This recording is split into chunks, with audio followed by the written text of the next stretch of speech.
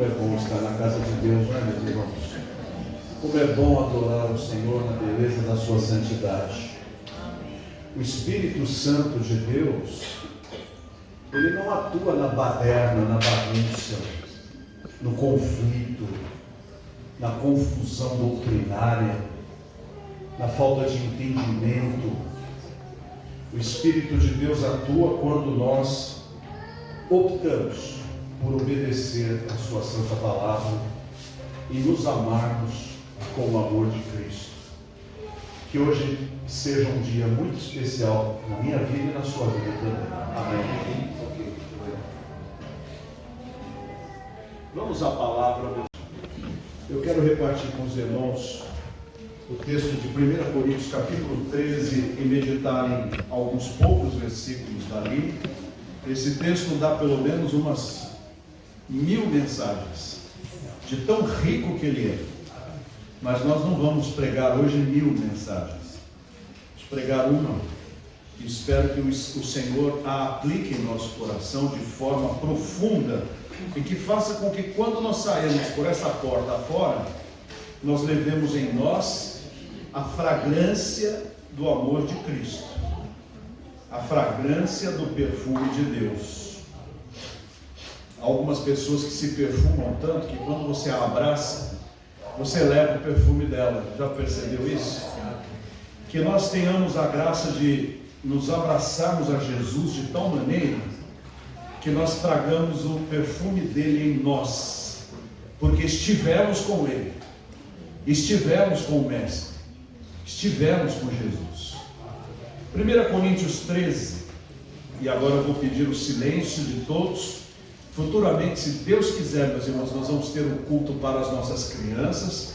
Não é depósito de criança, não, é culto para elas terem a oportunidade de ouvir a palavra de Deus na linguagenzinha delas. Mas por enquanto nós vamos dando a graça de conviver, mesmo às vezes dar uma escapadinha, mas não faz mal. Eu prefiro 1000 vezes uma criança dando uma escapadinha aqui dentro do que lá fora, porque nós não geramos crianças para o inferno, nós não geramos filhos para a perdição, nós geramos filhos para o reino de Deus. Amém.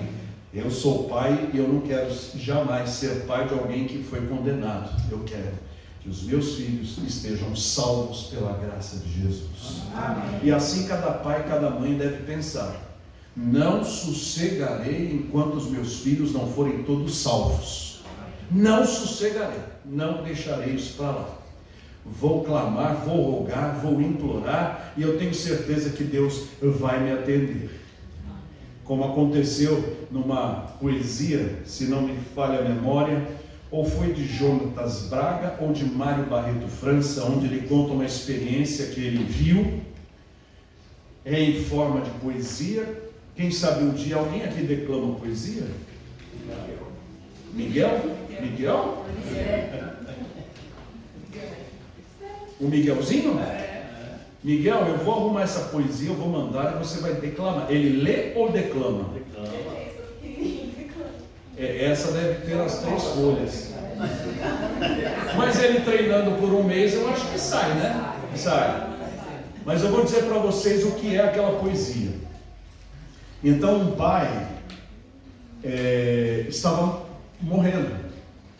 E ele chamou todos os seus filhos e foi despedir-se desses pais, desses filhos, foi se despedir deles. E a cada um ele dizia: até breve, meu filho, até breve, meu filho, até breve. Mas o último deles, que não era cristão, ele disse: adeus, meu filho. Ele disse: mas pai, o senhor disse até breve para todos os meus irmãos, e agora o senhor vira-se para mim e diz adeus. Ele diz: é que seus irmãos seguirão para onde eu vou para Jesus, eu vou para o céu. E por mais que o pai tenha ensinado você o caminho da salvação, você se manteve com o coração fechado. Então eu não vou vê-lo mais, meu filho. Por isso que eu estou dizendo adeus para sempre para você. E aquele filho quebrantado no pé da cama, de joelhos e choro, arrependeu-se dos seus pecados e disse: meu Deus, se eu preciso entregar minha vida para Jesus para não deixar de ver o meu pai um dia, então eu aceito esta salvação, peço perdão pelo meu pecado, porque eu não quero ir para o inferno. E aquele pai, no seu último suspiro, abraçou o seu filho e disse: agora eu posso dizer, até breve, meu filho. Mesmo que seja no pé da cama, nós temos que orar e clamar a Deus e dizer: Deus, eu não gerei um filho para o inferno, eu quero meu filho no céu. Amém. Eu preciso do meu filho, da minha filha no céu. Não descanse enquanto não conseguir esta bênção, esta dádiva. 1 Coríntios 13 fala a respeito da palavra agape. Agape é a palavra para amor, num sentido tão profundo e amplo que não tem nem tradução. É um amor tão potente que é capaz de dar a vida pelo outro. De onde surgiu uma festa no meio cristão antigo, no tempo do Novo Testamento, a festa se chamava Ágape, que era o dia da ceia do Senhor, era a festa do Ágape. E essa é a palavra traduzida e vertida aqui em 1 Coríntios capítulo 13, que fala sobre o amor. Diz o verso 4, e é por aí que nós vamos: o amor é sofredor, é benigno, o amor não é invejoso, o amor não trata com leviandade, não se ensoberbece, não se porta com indecência, não busca os seus interesses, não se irrita, não suspeita o mal. O amor é uma coisa só, e nós vamos ficar nesses versículos apenas, eu não vou pregar todo o texto. Mas será que nós temos esse amor na nossa vida? Bem, meu irmão, por conta própria, não. O homem está morto em seus delitos e pecados, portanto ele não pode nem amar e nem agradar a Deus. A Bíblia diz que nós estávamos mortos em nossos delitos e pecados. Em Romanos capítulo 3, verso 23, fala: porque todos pecaram e destituídos estão da graça de Deus e da glória de Deus. Então, por conta própria, nós não temos amor, nós temos inveja, nós temos interesse, nós temos a vontade de obter lucro a qualquer custo. Uma vez, há muito tempo atrás, fomos num desses parques aquáticos, Elaine e eu não lembro se as crianças já existiam, mas nós fomos lá e tinha um monte de pessoas lá. Bem-vindos a esse parque aquático, queremos mostrar aqui o plano de comprar, de ser sócios, de conseguir um apartamento, sejam bem-vindos. Deram chocolatinho para nós, falaram: olha, nós vamos dar um almoço grátis para vocês, vocês subam aqui para escutar a nossa conversa. E aí subimos, só faltou um tapete vermelho, sejam bem-vindos. Trouxeram caju, aqueles cajus caros, colocaram na mesa para a gente comer, colocaram docinho, cafezinho, tudo, e aí foram apresentar aquelas balelas deles. Não, você compra durante uma semana por ano, você paga um pedaço dessa escritura e você vai ter direito a uma semana de férias com tudo maravilhoso. Você paga 10 vezes as férias, né? Você vai ter tudo isso, tudo. Aí você diz assim: eu não me interessei. Ah, não, então um minutinho. Aí vem o superior a ele: ô, meu amigo, trouxe mais um pouquinho de doce aqui para você, tudo bem? Vem cá, eu vou apresentar, eu vou te dar um desconto, é tanto. Ele fala, não me interessou. Ah, um minutinho só. Aí escuta um sino lá, blim, blim, blim, blim, blim, e aí todo mundo: ei, olha lá, tá vendo? Aquele ganhou, você ainda não ganhou, fecha o contrato agora conosco. Não. Sabe o que eles fizeram? Tiraram o caju, tiraram o café, tiraram o docinho, tiraram o tapete e deram um valezinho lá: pode almoçar para lá, tchau. O amor do mundo é assim. Ele vem e seduz você, promete mundos e fundos e depois não tem nem o seu Raimundo. É zero. O mundo, ele só quer usar-nos. Ele usa-nos como um chiclete. Ele nos masca e depois nos cospe na sarjeta. Mas o amor de Deus é exatamente o contrário disso. O amor de Deus se estendeu de tal forma que Ele nos amou primeiro, quando nós não tínhamos nada para sermos amados. Lá no Calvário, cantamos agora, Cristo nos amou de tal maneira que quando abriu seus braços, Ele disse: vinde a mim todos os que estáis cansados e oprimidos, e eu vos aliviarei. Quem quiser vir a mim, venha e beba. Eu sou a água da vida, eu sou o pão da vida. E Ele disse: aquele que vier a mim, de maneira nenhuma o lançarei fora. O amor de Deus é assim. Você um dia foi evangelizado, ouviu a palavra, ouviu o evangelho, e se você se arrependesse de seus pecados e cresce de todo o coração em Jesus, Ele o salvaria. E você então entregou-se ao Senhor. Ele o salvou, Ele o perdoou. Ele disse: eu te escolhi desde a fundação do mundo, seu nome está no livro da vida. Então você tem o amor de Deus na sua vida, porque no dia que Cristo entra, o Espírito Santo entra na sua vida, e Ele vem e concede a você o seu fruto. Esta semana escrevi algumas linhas sobre o IP. Alguém chegou a ler o meu texto do IP? Leu, né? Os IPs estão em festa. E é interessante que tem IPs tão distantes uns dos outros. IPs não falam, IPs não mandam e-mail, IPs não usam WhatsApp, IPs não conversam, mas todos eles, em nosso país, no mesmo dia, na mesma hora, no mesmo momento, disseram: vou florir. Puf! E há IPs lindos por toda a parte. Até um mês atrás você não sabia qual era IP e qual não era. Era apenas uma galhada vazia, sem folha, sem nada. Agora não, agora você sabe qual é. Por quê? Por que você sabe? Por causa das flores. E por que eu sei que eu tenho o amor de Deus na minha vida? Porque quando eu tenho Jesus, o amor de Deus se expressa e eu encontro em mim algo que não é meu. Cristo habita em mim e transformou a minha vida. Ele mudou a minha mente. E eu tenho sentimentos, atitudes e palavras e pensamentos que foram transformados. Então o amor de Deus está em mim para ser usado, para ser trabalhado, para ser aplicado. Há equipamentos que a gente compra em nossa casa, micro-ondas, geladeira, forno elétrico, celular, essas coisas todas, que tem ferramentas que estão lá, que você passa anos sem saber que ela está lá. Um dia alguém vem: você sabia que ele faz isso aqui? Faz o quê? Isto o quê? Tum, tum. Estava sempre aqui. E por que não fez? Eu não sabia. Você sabia que você tem um amor de Deus em você, que pode transformá-lo de tal maneira que as pessoas vejam Cristo em você?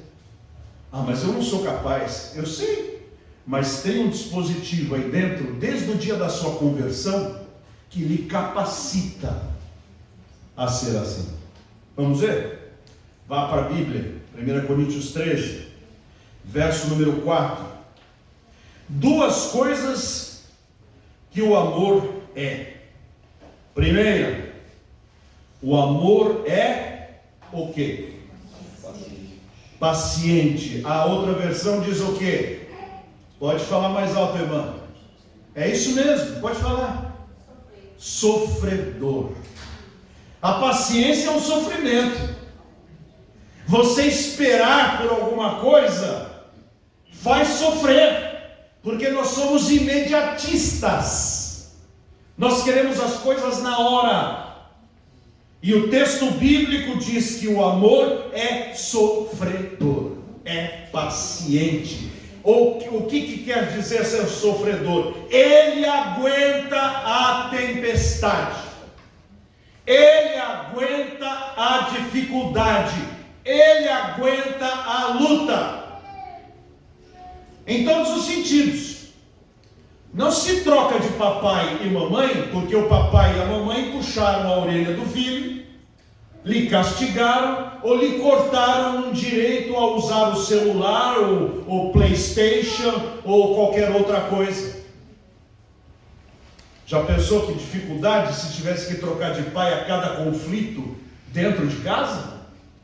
Mas parece que os casais esqueceram que também não se troca de cônjuge por causa de um conflito que deveria ser resolvido com o amor de Deus, que nos torna sofredores, pacientes, aguardando a melhor ocasião e a melhor hora. Mas é sempre tempo de recomeçar. Você tem dentro de você, se tiver Jesus, você tem o amor que é capaz de lhe dar paciência. A falta de paciência destrói uma viagem. A falta de paciência destrói um plano. A falta de paciência destrói a saúde. Quantas pessoas saíram correndo hoje nos seus automóveis e não chegaram em casa? Sabe por quê? Porque estavam com pressa. Eu, para vir aqui, eu tenho dois caminhos práticos. Um, eu pego a Fernão Dias, quando ela vira Aricanduva, e aí então tem um desvio, eu tenho que esperar naquele desvio, e os carros passando a 80 por hora, aguardar uma chance de eu jogar o meu carro, entrar ali em Guarulhos, e atravessar a ponte dos nordestinos. Mas eu tenho um outro que custa mais. Eu vou na Fernão Dias, e ao invés de seguir até Aricanduva, eu viro a Dutra, subo, e aí sim, lá em cima, eu entro, desço e pego a Avenida Guarulhos num bom pedaço, para depois atravessar a avenida, o viaduto dos nordestinos. Quando eu estou com pressa, eu tenho vontade de pegar essa da Fernão Dias e o desvio. Mas aí eu penso, na minha Elaine, nos meus filhos e na Milu, e eu não posso tomar uma decisão por mim apenas, porque eu tenho vidas sob minha responsabilidade. Então eu prefiro ter paciência, andar um pouco mais. E é essa paciência que eu posso ter na minha vida que pode salvar o meu coração e a minha própria existência, porque foi por falta de paciência que aquelas duas pessoas brigaram e uma matou a outra. Foi por falta de paciência que alguém denunciou alguém que não tinha feito, e depois para consertar foi muito difícil. Foi por falta de paciência que aquela amizade quebrou, encerrou e foi destruída. Foi por falta de paciência que aquela congregação se dividiu. Mas o verdadeiro amor de Deus que está presente em nosso coração, ele nos transforma em alguém que sofre, que tem paciência. A segunda coisa que o amor é, o que ele é? Benigno.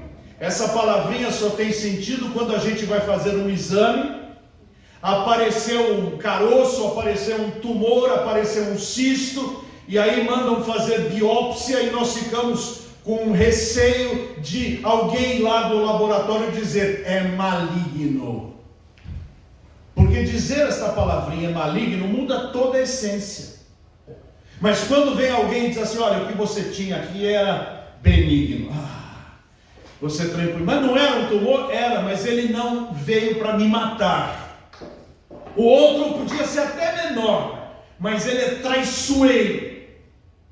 O coração do crente, por ter o Espírito Santo e a nova natureza, ele é benigno. Ele quer o bem, ele não quer o mal. Ele não quer puxar o tapete, ele quer ajudar. Ele não quer a glória para si, ele quer a glória para Deus. ainda que outro leve a sua fama, ele não está preocupado com isso, porque ele tem um coração benigno. Ele não quer o mal dos seus filhos, ele não quer o mal do seu cônjuge, ele não quer o mal nem do seu patrão.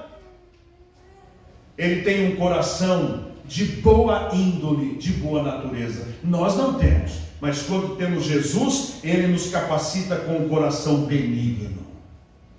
Agora, uma série de coisas que o crente não é. Tendo o amor de Deus, ele não é. Vamos ver quais são as coisas que ele não é. Estão escritos aí. Primeira coisa que ele não é: o amor não é o quê? Invejoso. Ter inveja do outro, inveja da medalha que o outro ganhou, inveja da promoção que o outro recebeu, inveja do nome dele que apareceu e o seu não apareceu, inveja do presentão que ele ganhou no aniversário e você não ganhou, inveja, querer tomar o lugar do outro. A inveja é tão triste que ela não fica aborrecida por você não ter, mas fica aborrecida porque o outro teve. Isso é inveja. E o crente não é invejoso, não deve ter. Se há a natureza de Deus em mim, se o Espírito de Deus habita em mim, eu não sou invejoso. O diabo me tenta? Tenta. Ele tenta fazer com que eu faça comparações e me sinta agredido, porque o outro tem e eu não tenho. Mas quando isso chegar, eu posso expulsá-lo em nome de Jesus e dizer assim: espírito de inveja, sai da minha vida, porque o Senhor Deus me supre de todas as necessidades, e eu quero que o meu próximo cresça e que eu diminua. Não foi isso que João Batista falou a respeito de Jesus? Quando falava assim: Jesus tem mais discípulos do que você, o que você vai fazer? Ele se importa que ele cresça e que eu diminua. É assim que funciona. A glória é de Deus, não é minha. Então eu não tenho inveja. Invejar é a sua falta de capacidade de ser o que é e de ter o que tem, ou de lutar por melhores momentos. Ao invés de invejar, cuide. Ao invés de reclamar que a grama do vizinho está mais verde, cuida da sua, para que ela fique verde tanto quanto a grama do seu vizinho. Qual outra coisa que o amor não é? E o amor não trata com leviandade. Alguma tradução diz diferente? Não se ensoberbece, não trata com leviandade, não trata a dor do outro como se não fosse nada, não trata com desprezo. Já viram aquele tipo de pessoa que gasta 10 minutos conversando com você sobre ela? E aí ela pergunta: e aí, como é que você está? Bom, eu estou, agora eu não vou ter tempo para ouvir, uma outra hora a gente conversa. Ela só quis falar dela. Ela não tem ouvidos e nem tempo para escutar a respeito da sua vida.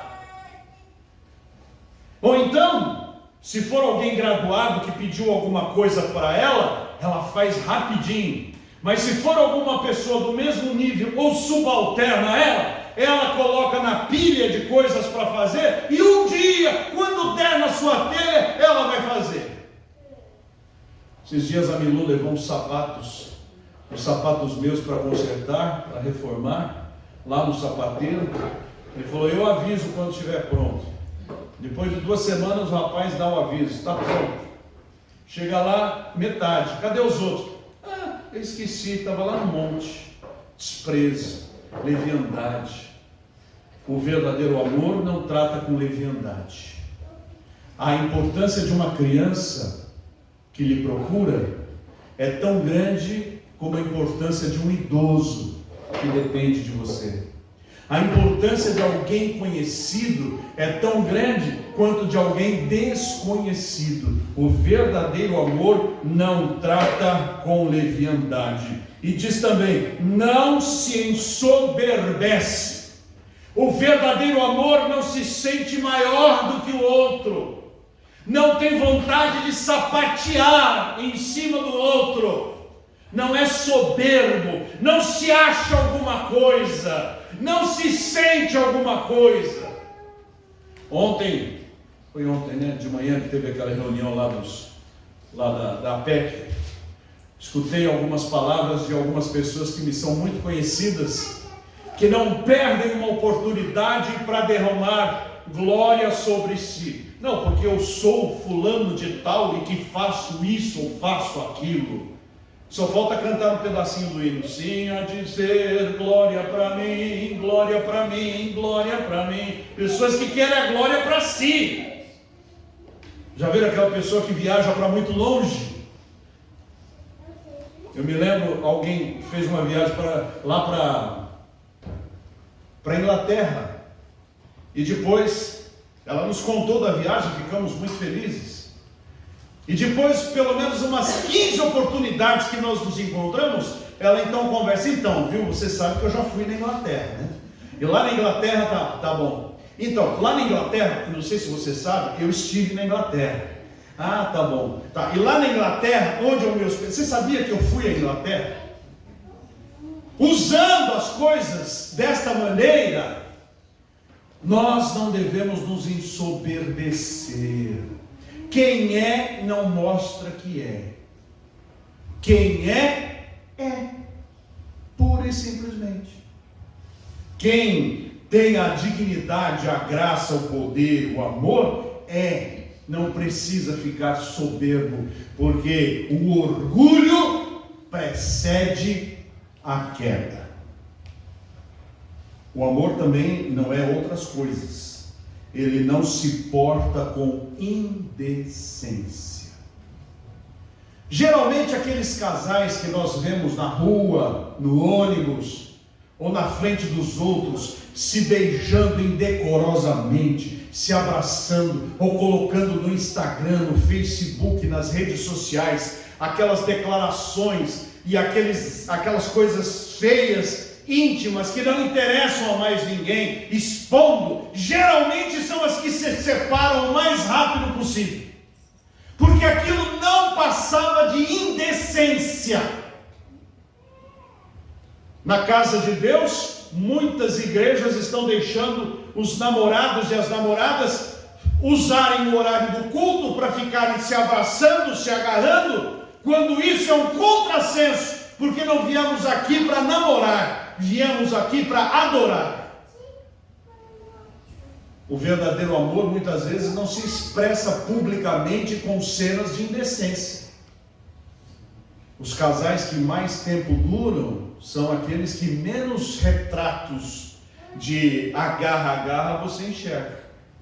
Aqueles são do tipo que nenhuma tempestade abala, estão sempre firmes e sólidos. Por isso nós não devemos tratar com indecência. A nossa veste diz muito daquilo que nós somos. O crente não deve usar como padrão das suas vestimentas as vestes que o mundo manda que você vista. Todos estão vestindo calças rasgadas. Hoje há calças tão rasgadas que dá para colocar a perna para fora sem enfiá-la lá no buraco de baixo. E quanto mais rasgos, mais caras são essas calças. E daqui a pouco, em determinadas igrejas, nós vemos as mulheres irem todas aqui com a calça esfarrapada. Pergunta, será que sofreram um acidente vindo para cá? Não, é a moda. Ou então, numa igreja, o pastor criou uma empresa de tatuagem para tatuar o versículo e o nome dele na mão das pessoas, e mais de 500 pessoas usurparam o templo do Espírito Santo, marcando o seu corpo. Indecência.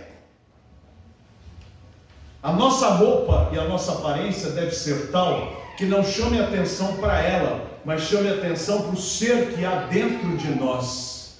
Porque a verdadeira beleza não se põe na mesa. A verdadeira beleza está em quem está dentro de nós. A minha mãe não era nenhuma Miss Brasil, mas eu não vi ainda a mulher mais bela do que a minha mãe, pela beleza do interior que havia no seu ser. Hoje eu sou casado com a minha Elaine, que tem uma beleza maravilhosa, mas a maior beleza dela está dentro do seu coração. Porque se ela tivesse apenas casca e não tivesse polpa, ela poderia ser linda por fora, mas horrorosa por dentro. Será que nós somos bonitos por dentro? Saibam, homens, que feios como nós somos, a beleza interior salva, viu? Porque essa se extrapola, ela vem à tona e ela cobre qualquer defeito de aparência que nós tenhamos. Diz o texto também que o amor, ele não busca os seus interesses. Eu não busco primeiro o meu, eu não busco primeiro o meu ganho, eu não busco primeiro a minha vantagem, eu busco primeiro a glória de Deus e o suprimento do meu próximo. Porque quem supre o próximo, Deus o supre também. E nisso eu não posso me esquecer do pastor Timofei de Jacob, que me ganhou para Jesus. Quando houve uma oferta missionária na sua igreja, isso na década de 50. E então, eles estabeleceram lá um alvo da igreja. E o pastor Timofei falou com a sua esposa: querida, eu vou dar metade do meu salário nessa oferta. Eu senti no coração que eu devo fazer isso. O que você acha? Ela disse: se o Senhor falou seu coração, obedeça. Então, chegou no momento da oferta, todo mundo foi entregar a sua oferta missionária. E o pastor Timofei orou, pegou metade do seu parco salário, era um salário baixo. Para ele essa metade faria muita falta. E ele pegou e entregou. Mas, na hora de contar a oferta, havia um envelope escrito assim: tesoureiro, entregue na mão do pastor. Isso no mesmo momento. E o tesoureiro disse: pastor Timofei, tem um aqui que não é da oferta missionária, que está direcionado ao irmão. E ele disse: mas o que é isso? Aí ele abriu.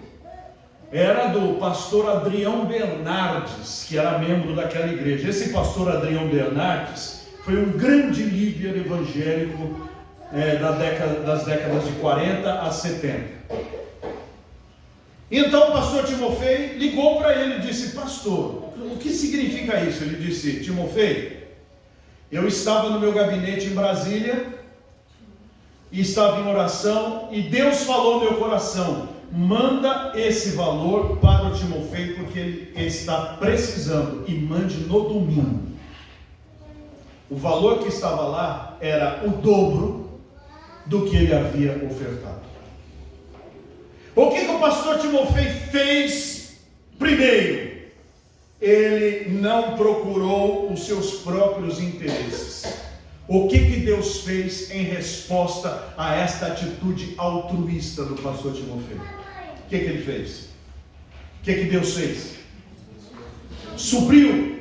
Ele não pediu, mas Deus tem poder para suprir as nossas necessidades por pessoas e por caminhos que nós desconhecemos. Se tivermos um coração benigno, cumpre-se em nós o que o Senhor disse: dai e ser-vos-á dado, boa medida, recalcada, sacudida e transbordante vos deitarão no vosso regaço. Aleluia. O amor também, ele não se irrita. Nenhum de nós é imune à irritação. Um pai se irrita com seus filhos. As mamães então, quando o filho depois de ir na casa de alguém, chega em casa, devia ter comido, não comeu, chega em casa, o que ele diz para a mamãe? Estou com fome. Dá vontade de esquentar o seu traseiro, não dá? Ah, se dá! Mas não é dessa irritação que o texto está falando. O texto fala daquela irritabilidade constante, através da qual nós não bem tratamos as pessoas que estão ao nosso redor. Pelo contrário, nós só damos chutes. O crente é capacitado pelo amor de Deus que mora no seu coração a não viver irritado 24 horas por dia. Em outro texto está escrito: irai-vos e não pequeis. E diz como que a gente faz para não pecar. Irai-vos e não pequeis. Qual é o complemento? Não se ponha o sol sobre a vossa ira. Ou seja, resolve isso hoje. Resolve isso hoje dentro de você. Não deixa isso virar a raiz de amargura. Não deixa isso destruir a sua comunhão, a sua paz interior. O amor também, verso 5 final: não se irrita, não suspeita mal. Está na hora de nós pararmos de esperar o mal das pessoas. Por que fulano não me cumprimentou? Vai ver que está com raiva de mim? Vai ver que encontrou um amigo melhor do que eu? Vai ver que não quer mais olhar para a minha cara? Ah, vai ver que ouviu alguma fofoca a meu respeito? E então vamos montando na nossa cabeça um monstro e vamos suspeitando mal. Porque fulano não me pagou hoje? Hoje era o dia dele pagar, ele não pagou. E então pensamos: ó, você está me roubando. Ele não cumpriu sua palavra, ele faltou com respeito, eu vou lá e vou brigar com ele. No dia seguinte vem e diz: olha, me perdoe, mandei o Pix, travou no banco, só saiu agora de manhã, tudo bem? Você fala: olha, eu suspeitei mal dele. Eu vi fulano com cicrano, estou pensando mal. Depois foi ver, a pessoa tinha caído, ele ajudou a erguer aquela pessoa e você pensou que era uma coisa errada. O verdadeiro amor não suspeita mal. Minha gente, olha quanta coisa que o amor é e quanta coisa que o amor não é. Quais são as coisas que o amor é? Verso 4: ele é sofredor e é benigno. O que o amor não é? Invejoso, não é leviano, não é soberbo, não é indecente, não busca seus interesses, não se irrita e não suspeita o mal. Há tanta coisa para você orar nessa semana. Você se encaixa nisso?